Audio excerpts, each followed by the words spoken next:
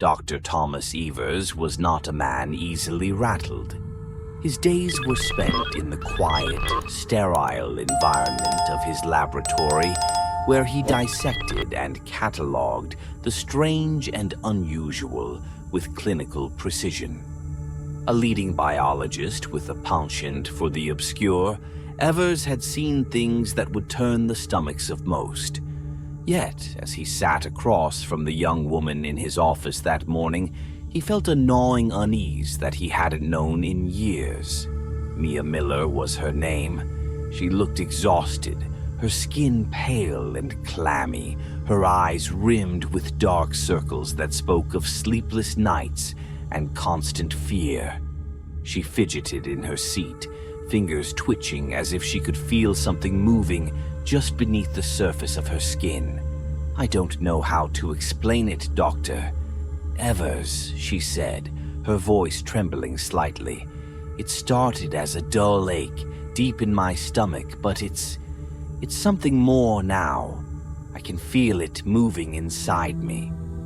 Evers watched her carefully, his mind already racing through possible diagnoses. He'd heard similar complaints before, patients with parasites, tumors, or even psychological conditions that manifested in such ways. But there was something different in Mia's eyes, a desperation that was more than just fear.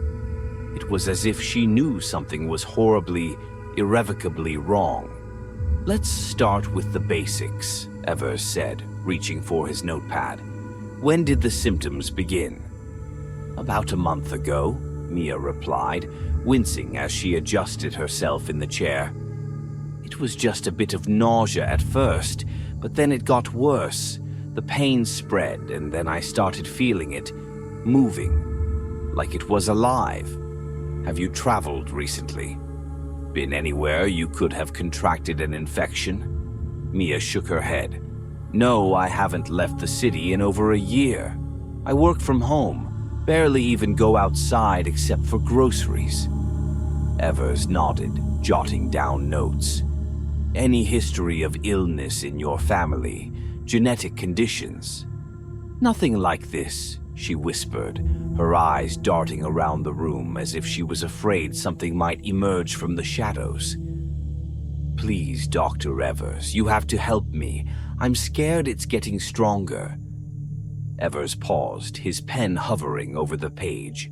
"Stronger." Mia hesitated, then rolled up the sleeve of her sweater. Evers leaned forward, squinting at her forearm.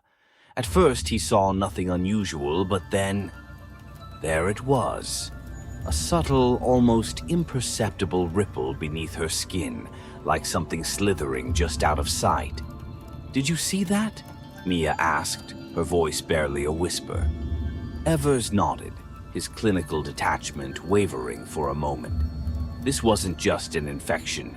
This was something else, something far more disturbing.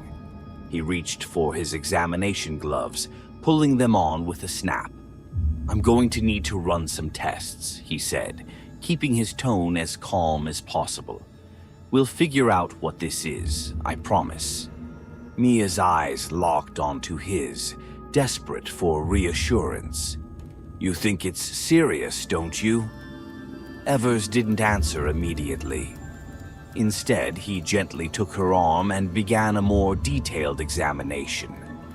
The movement beneath her skin was faint, almost like the twitch of a muscle, but it was too rhythmic, too deliberate. Whatever it wasn't just an anomaly, it was alive. "It's too early to say," Evers finally replied, carefully neutral. "But I need you to stay calm.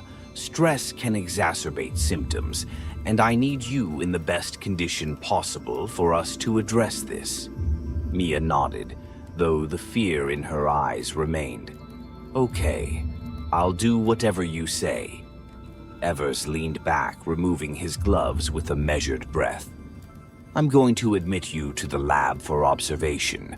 We'll run a series of tests, blood work, scans, possibly even a biopsy, depending on what we find.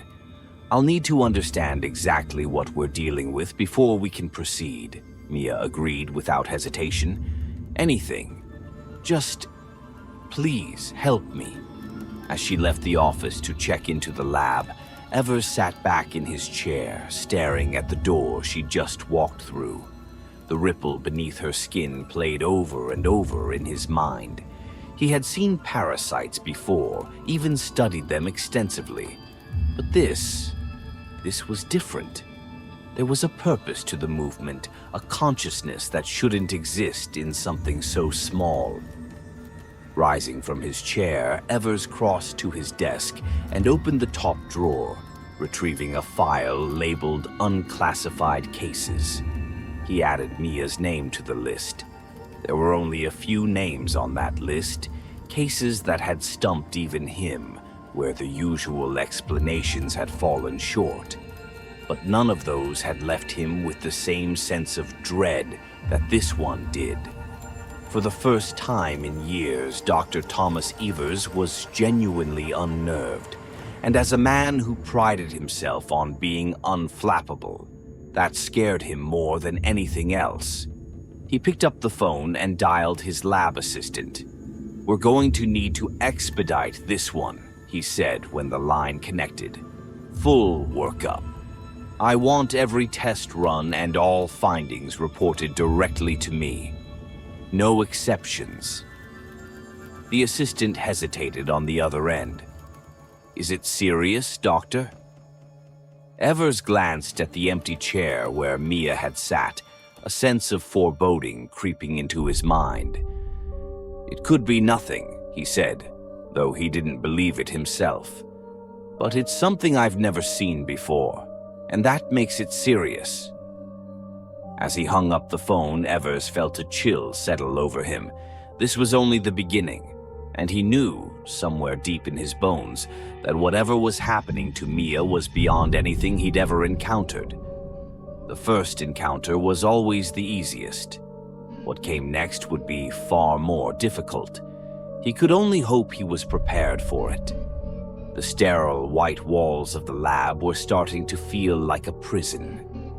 Mia Miller sat on the edge of the hospital bed, staring at her reflection in the mirror opposite her. The woman who looked back was a stranger, pale, gaunt, with eyes that seemed too large for her face. There were new shadows under them now, deeper than before, as if something had burrowed beneath her skin and was sucking the life out of her. She tried to remember the last time she felt normal, but the memories were slipping away, fragments of a life that felt increasingly distant. Every day it was getting harder to hold on to who she was, and it wasn't just her body that was changing. It was something deeper, something she couldn't quite articulate. Dr. Thomas Evers entered the room, his expression carefully neutral. He had a way of concealing his emotions, a skill honed over years of dealing with the most bizarre and terrifying of cases. But today, Mia could see something in his eyes that hadn't been there before, a flicker of concern, or maybe even fear. "Mia," he said, pulling up a chair beside her bed, "we need to talk about your condition." She nodded, unable to find her voice. It had been a week since she was admitted, and in that time, she had undergone every test imaginable. Blood work, MRIs, ultrasounds. Evers had thrown the full weight of his expertise at whatever was inside her, but the results had only deepened the mystery. Evers cleared his throat and began speaking in a low, measured tone. "The parasite is unlike anything I've ever encountered. It's not just feeding off your body, it's integrating with it. Your nervous system, your organs, even your brain. It's becoming part of you." Mia swallowed hard, her mouth dry. "What does that mean?" Evers hesitated, choosing his words carefully. "It means that the parasite is influencing your body on a fundamental level. It's taking control, rewriting your biology to suit its needs. And it's not just physical changes, it's affecting your mind as well." She could feel the panic rising in her chest, a cold wave that threatened to drown her. Am I going to die? Evers didn't answer immediately, and the silence was unbearable. We're doing everything we can to prevent that, he finally said. But we need to understand what it wants, what its endgame is. The more we learn, the better our chances of stopping it. Mia looked away, her gaze drifting back to the mirror. She could feel it moving again, a slow, crawling sensation under her skin, like something writhing just beneath the surface. The sensation had become almost constant, a sickening reminder that she was no longer in control of her own body. "It's not just that," she whispered, her voice trembling. "I feel different, like it's changing the way I think. Sometimes I get these flashes of anger, and I don't know where they come from. And there are times when I can't remember things, like entire chunks of my life are just gone." Evers leaned forward, his brow furrowed. "When do these episodes happen?" Mia struggled to articulate the chaos in her mind. "It's random, I think. Sometimes I'll just be sitting here, and suddenly I'm furious for no reason. Or I'll see someone, one of the nurses or even you, and it's like I don't recognize them, like they're strangers." Evers listened intently, his mind racing. The parasite wasn't just a biological invader. It was something far worse. It was a manipulator, burrowing into Mia's psyche, eroding her identity while it grew stronger. He had suspected as much, but hearing Mia confirm it sent a chill down his spine. "Mia," he said carefully, "I need you to try and stay focused, to keep a clear head. The parasite is attempting to take over, but you're still in there. You need to hold on to that." She nodded, but there was doubt in her eyes. "What if I can't? What if it's too strong?" Evers wanted to reassure her, to tell her that everything would be fine, but he couldn't lie. Not now. "We're working on a way to weaken it, maybe even remove it, but it's going to take time. Until then, you need to fight it, whatever it takes." Mia clenched her fists, trying to summon the strength she knew was slipping away. But even as she did, a new thought crept into her mind, unbidden and unwanted. What if I don't want to fight? It wasn't her thought, she knew that. It was the parasite whispering in the dark corners of her mind, urging her to give in. The idea was horrifying, and yet there was a sickening allure to it, a promise of relief from the constant struggle. If she just let go, if she allowed the parasite to take over, there would be no more pain, no more fear. Evers must have noticed the change in her expression because he leaned closer, his voice urgent. "Mia, you need to stay with me. Don't let it control you." She shook her head, trying to dislodge the foreign thoughts that were clawing at her brain. "It's hard, Doctor. Evers, it's so hard." "I know," he said, his voice softening, "but you're stronger than it is. You have to be." As Evers left the room, Mia remained seated on the edge of the bed, staring at her reflection. The woman in the mirror wasn't just pale now. Her skin had taken on a sickly hue, and her eyes were different. There was something behind them, something watching her, waiting for her to slip. She touched her face, feeling the coolness of her skin, and for a moment she wasn't sure if it was her hand or the parasite's tendrils that she felt beneath her fingers. The thought sent a shudder through her, and she quickly pulled her hand away. In the weeks that followed, the changes became more pronounced. Mia's fits of anger grew more frequent, and her episodes of memory loss more severe. She would wake up in the middle of the night, drenched in sweat, her mind blank except for the echo of a voice that wasn't hers, urging her to do things she couldn't remember in the morning. The worst part was the growing sense of detachment. She felt like a passenger in her own body, watching helplessly as the parasite took over more and more of her. It was as if she was being slowly erased, her identity dissolving into the thing that was consuming her. Evers continued his research, working around the clock to find a solution. But as the days passed, he couldn't shake the feeling that he was running out of time. The parasite was advancing faster than he had anticipated, its hold on Mia tightening with every passing hour. And then came the day when Mia looked at herself in the mirror and saw something that made her heart stop. There, just below her collarbone, was a small, dark protrusion, something hard and sharp, pushing against the skin from the inside as if it was trying to break free. She screamed, a sound that echoed through the sterile halls of the lab, and Evers came running. But when he arrived, it was too late. The first of the parasite's tendrils had broken through the surface, a thin, black vine twisting out of her flesh like a grotesque flower blooming from her body. Mia stared at it in horror, her mind teetering on the edge of madness. The pain was excruciating, but worse than the pain was the realization that this was only the beginning. The transformation was underway, and there was nothing she could do to stop it. Evers stood in the doorway, his face ashen, his hands trembling. He had known this was coming, had feared it for days, but seeing it with his own eyes was something else entirely. The parasite had won. It was only a matter of time now before Mia was gone, replaced by the thing that had taken root inside her. But even as despair threatened to consume him, Evers knew he couldn't give up. He had to find a way to save her, to stop the parasite before it could fully take over.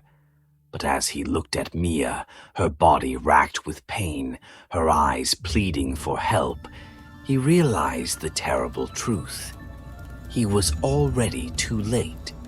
Dr. Thomas Evers had always prided himself on his ability to maintain control, to keep a cool head even in the most challenging circumstances. But as he stood in the doorway of Mia's room, staring at the grotesque tendril protruding from her chest, he felt the last vestiges of that control slipping away. The transformation he had feared for weeks was no longer a distant threat. It was happening right before his eyes. Mia sat on the edge of the bed, her breathing ragged, her eyes wide with terror. The tendril, black and sinewy, writhed as if it had a life of its own, coiling and uncoiling like a serpent tasting the air.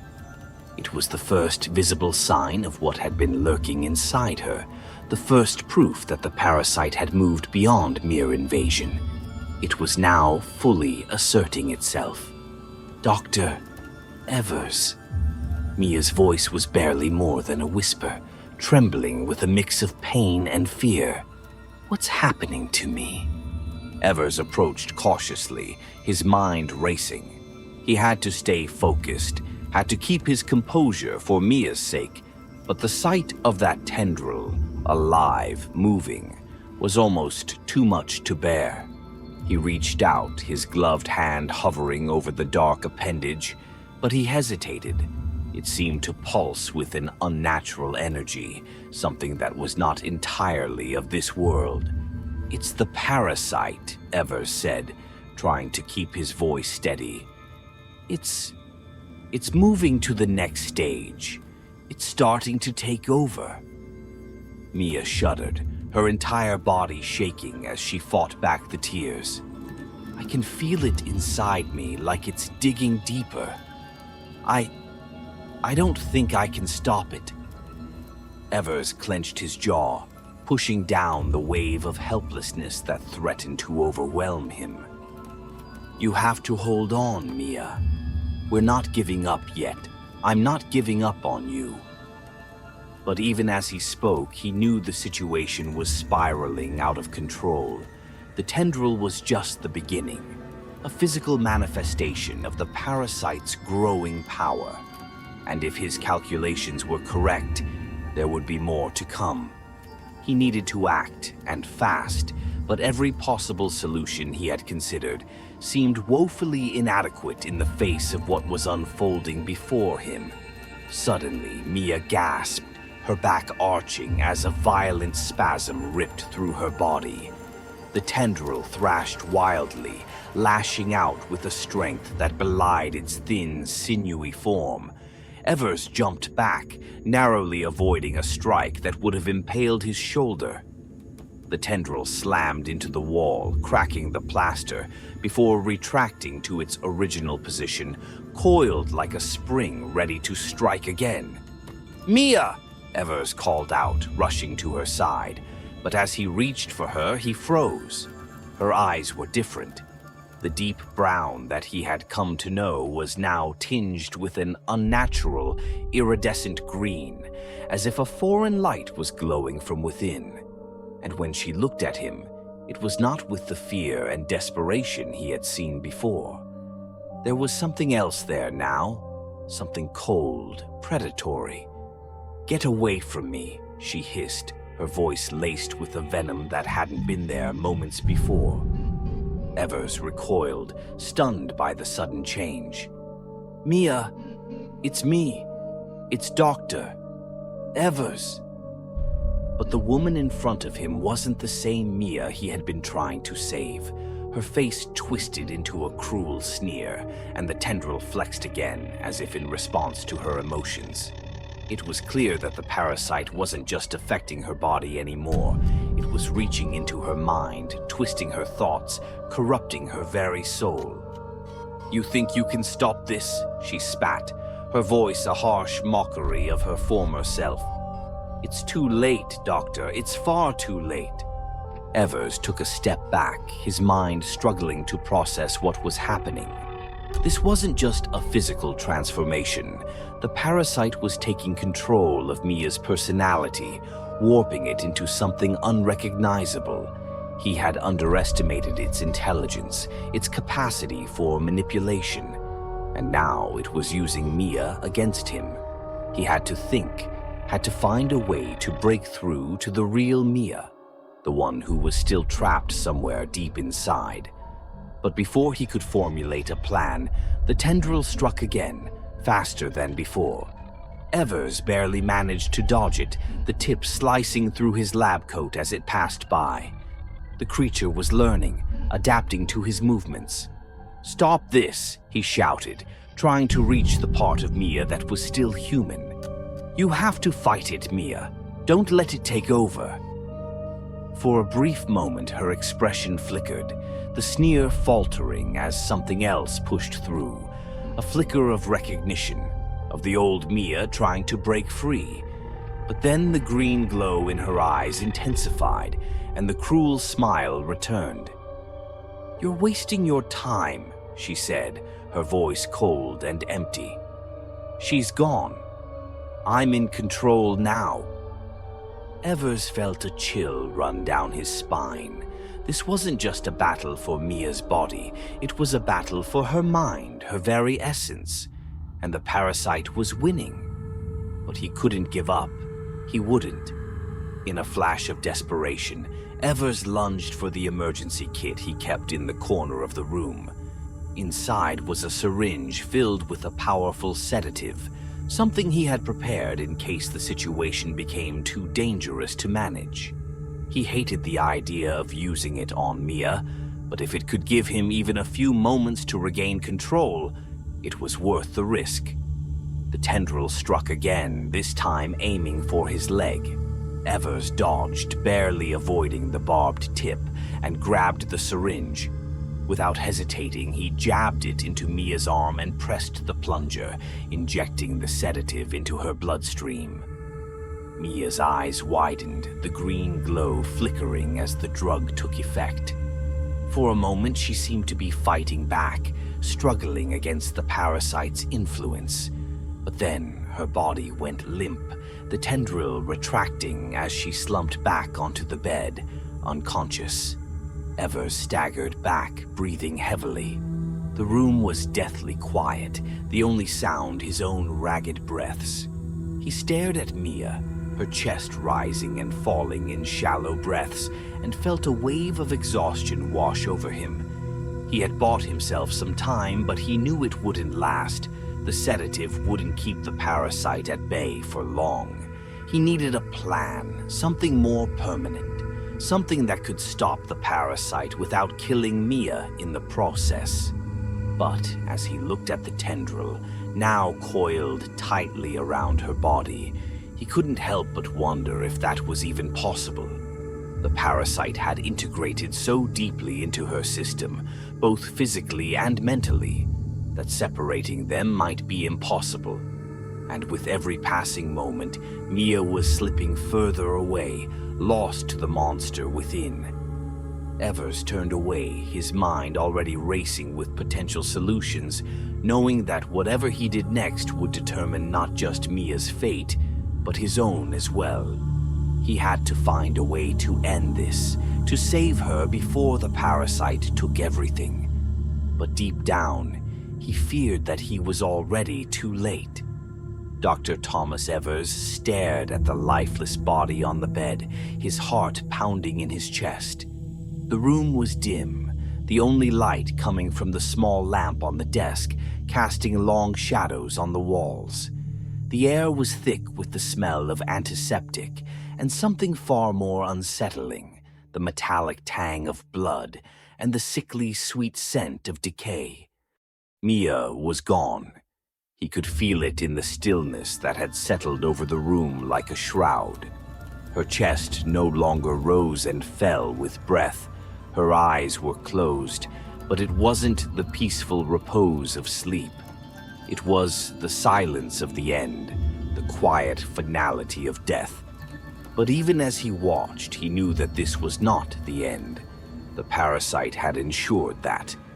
The tendrils that had once writhed beneath her skin were now still, but they hadn't receded.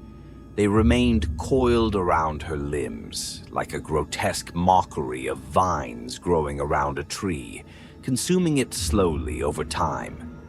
And beneath the surface, something else stirred, something that wasn't Mia, something that was waiting. Evers could feel his own breath quicken, fear curling in the pit of his stomach. He had tried everything, sedatives, experimental drugs, even direct attempts to remove the parasite surgically. Nothing had worked. Every effort to save her had only driven the creature further into her, entwining it with her very being. And now, as he stood over her, he knew that he had failed. Not just Mia, but himself. His obsession with understanding the parasite had blinded him to the reality of what it truly was, a predator, a destroyer, something far beyond the scope of his science. Suddenly, Mia's body convulsed, a violent, jerking motion that sent Evers stumbling backward in shock. Her back arched off the bed, her mouth opening in a silent scream. The tendrils pulsed with new life, thrashing wildly as they tore through the fabric of her hospital gown, ripping it to shreds. Her eyes flew open, but they were no longer Mia's eyes. The iridescent green glow had consumed them completely, and they stared up at him, unblinking, filled with a malevolent intelligence that was not human. Evers felt his blood run cold. The thing in front of him was not Mia, not anymore. The parasite had finally completed its takeover, hollowing out her body, her mind, her soul, and leaving behind only this abomination. A creature that wore her face, but none of her humanity remained. "Mia," Evers whispered, though he knew it was futile. The thing that had once been Mia slowly turned its head toward him, the movement almost mechanical, as if it was still getting used to its new form. It sat up, its movements jerky and unnatural, like a puppet being controlled by strings. The tendrils slid off the bed, slithering onto the floor, leaving trails of dark fluid in their wake. The creature tilted its head, studying Evers with a cold, calculating gaze. "It's done," it said, Mia's voice distorted and twisted as if two voices were speaking at once, one human, one inhuman. "She's gone. And now, so are you."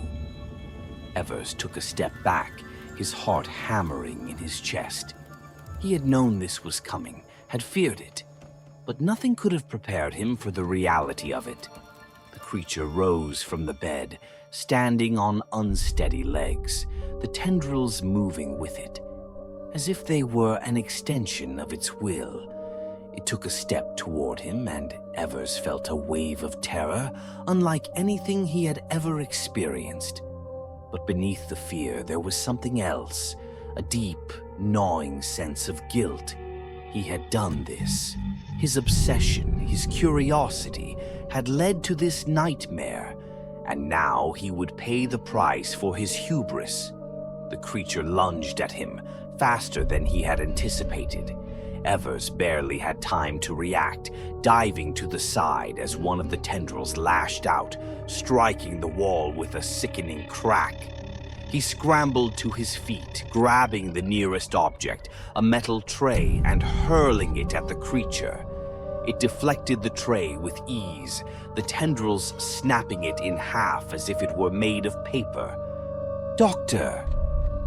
"Evers!" the creature hissed, moving closer, its voice mocking.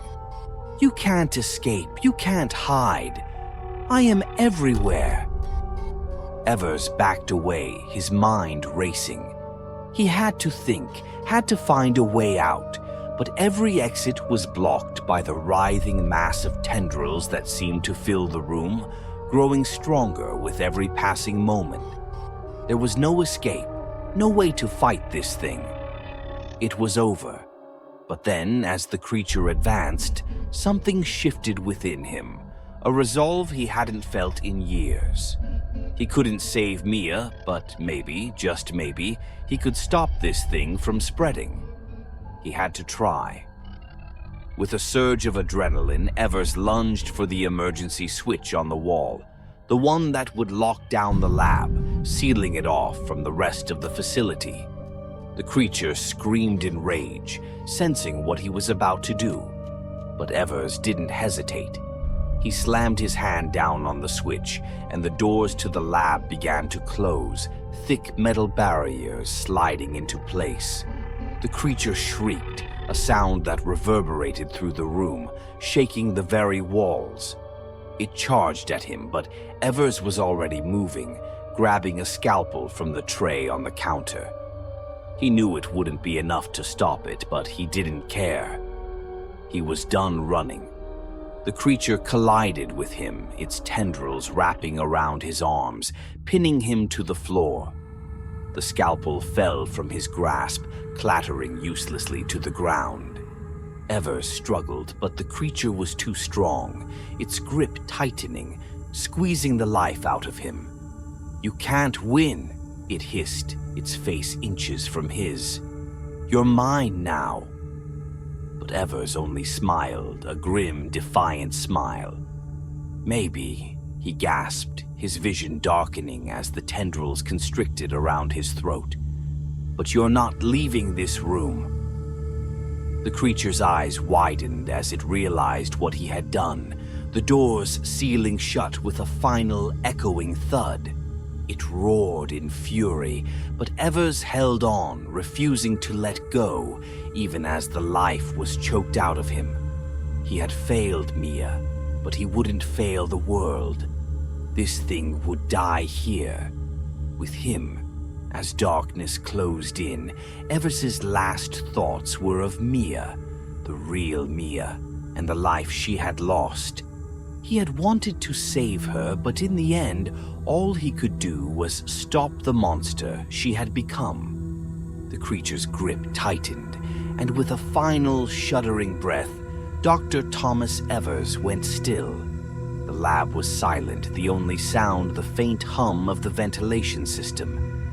The creature knelt over Evers's body, its tendrils slowly retracting. It looked around, realizing it was trapped, sealed off from the world outside. For a moment it hesitated, as if considering its next move. Then, with a low growl, it turned back to Evers's lifeless form, and a twisted smile spread across its face. It wasn't over. Not yet. The parasite was patient. It could wait, and in the end it would find a way.